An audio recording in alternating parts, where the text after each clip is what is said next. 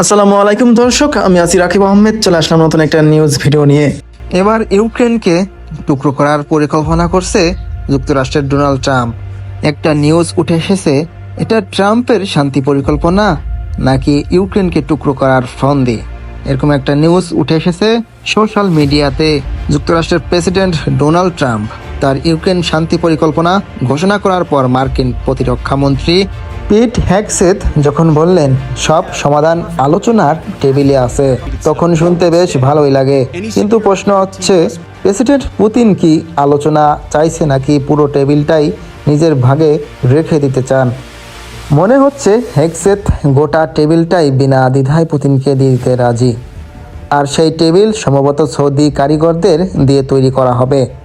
অবশ্য এটি কোনো হাড় কাটার টেবিল নয়।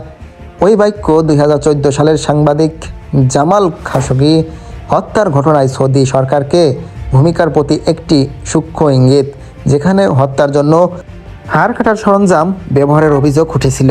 কারণ ট্রাম্প বলেছেন, এই কথিত শান্তি আলোচনা সৌদি যুবরাজ মোহাম্মদ বিন সালমানের মধ্যস্থায় হতে পারে।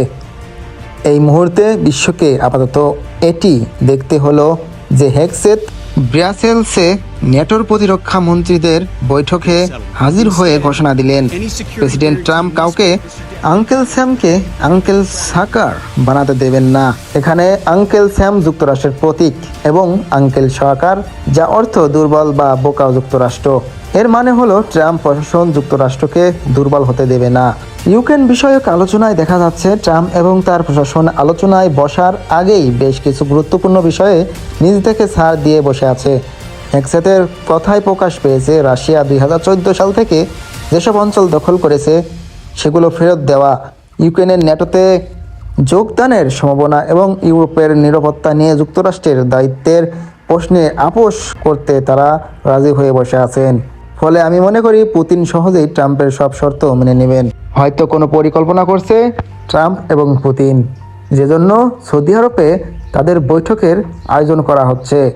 তো সবাই ভালো থাকবেন, সুস্থ থাকবেন, আর রাকিব আহমেদ নিউজ চ্যানেলের সাথে থাকবেন। আল্লাহ হাফেজ।